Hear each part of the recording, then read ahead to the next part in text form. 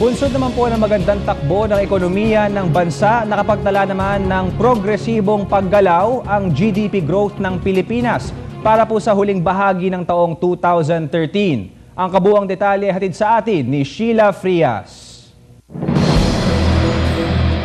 Nagtala ng 7.2% na GDP growth ang Pilipinas para sa huling bahagi ng taong 2013. Pumangalawa ito sa bansang China na mayroong 7.7% na GDP.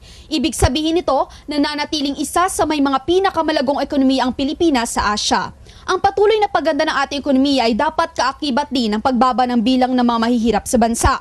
Kaya ito ang patuloy na tinututukan ngayon ng pamahalaan.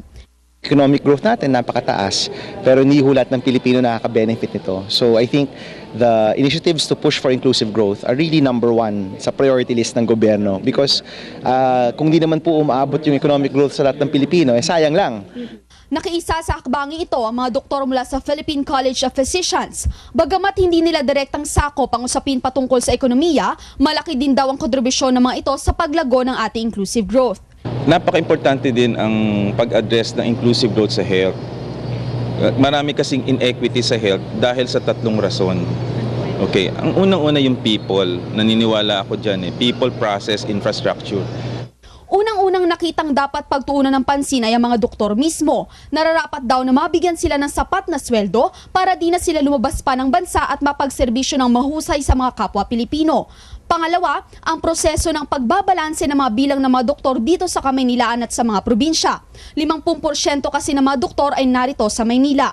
Pangatlo naman ang malaking tulong ng instruktura upang umusbong ang mga negosyo sa isang lugar kapag mayroong nakatayong ospital. Dagdag pa ni Dr. Lishon, dapat din daw pagyabungin pa ng mga doktor ang tunay na adhikain ng kanilang propesyon. Dapat bumalik ang mga doktor do sa tunay na calling ng profession. Dapat compassionate ka, may commitment ka sa... Ayon din kay Senador Bam Aquino, masasagot ng inclusive growth ang karamihan sa mga problemang kinaharap ng bansa. Naniniwala kasi ito na ang pagpapalago ng ekonomiya ay sa pamamagitan ng pamumuhunan o pagnenegosyo. Kung ang Pilipino mas may income, mas kaya niyang tugunan yung mga problema niya on a family and on a personal and on a family level. A lot of our concerns, I think, can be answered if more Filipinos had more income sa kanilang pamilya. Mas kumikita at mas umaasenso.